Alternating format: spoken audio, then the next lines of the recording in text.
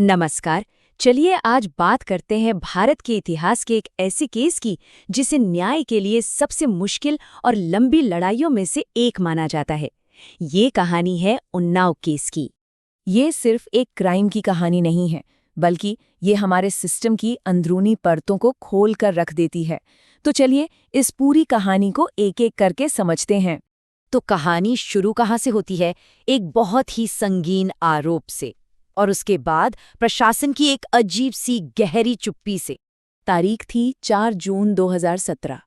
उन्नाव के माखी गांव में एक नाबालिग लड़की ने उस वक्त के विधायक कुलदीप सिंह सेंगर पर रेप का आरोप लगाया। सोचिए ये कितना बड़ा और संगीन आरोप था, वो भी सीधे सत्ता में बैठे एक पावरफुल इंसान पर।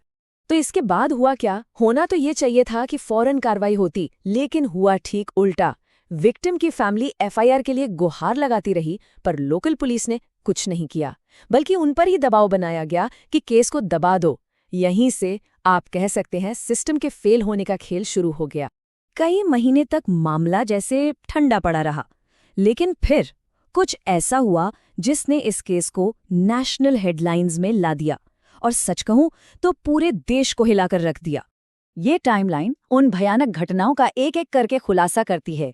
जब कहीं कोई सुनवाई नहीं हुई, तो 8 अप्रैल 2018 को पीड़िता ने मुख्यमंत्री आवास के बाहर आत्मदाह की कोशिश की। इस एक कदम ने पूरे देश का ध्यान इस केस की तरफ खींच लिया, लेकिन कहानी और भी दर्दनाक होने वाली थी। ठीक 2 दिन बाद 10 अप्रैल को पुलिस कस्टडी में उसके पिता की मौत हो जाती है।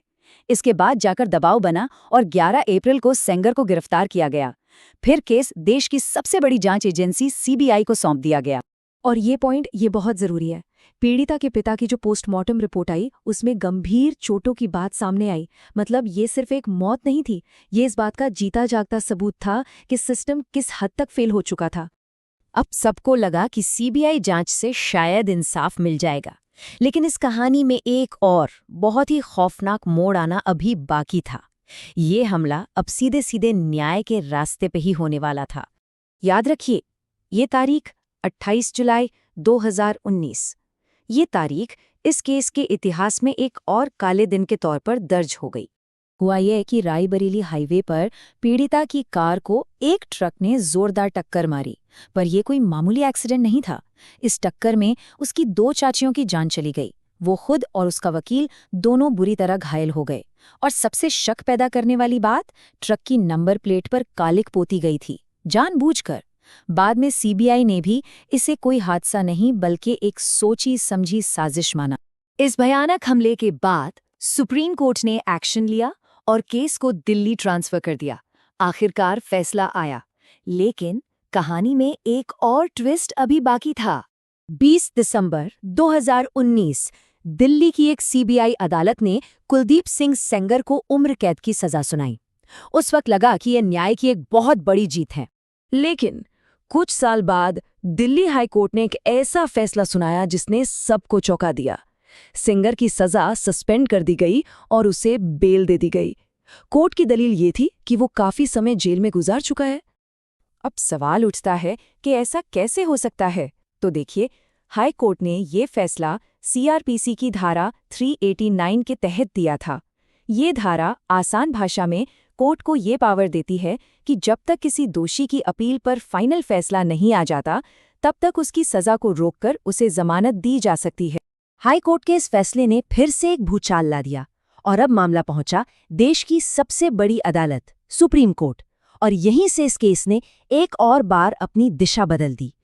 तो सबसे बड़ा सवाल यही था, हाई कोर्ट के ऑर्डर के बाद क्या कुलदीप सेंगर सच में जेल से बाहर आ गया? जवाब है नहीं। हाई कोर्ट के फैसले के कुछ ही दिन बाद सुप्रीम कोर्ट ने उस ऑर्डर पर रोक लगा दी। सुप्रीम कोर्ट ने जो कहा वो बहुत अहम है। उन्होंने कहा, ये कोई सामान्य मामला नहीं है, ये दुर्लभतम श्रेणी में आता है। ये वो कैटेगरी होती है जो बहुत ही असाधारण और जघन्य अपराधों के लिए इस्तेमाल की जाती है। तो आखिर सुप्रीम कोर्ट ने दखल क्यों दिया? देखिए, कोर्ट ने महसूस किया कि हाई कोर्ट के फैसले में पीड़िता की सुरक्षा और उसके ट्रॉमा को पूरी तरह से नजरअंदाज किया गया। ये केस सिर्फ एक अपराध का नहीं था, इसमें एक नाबालिग से रेप और फिर कस्टोडी में मौत जैसे बेहद संगीन अपराध शामिल थे।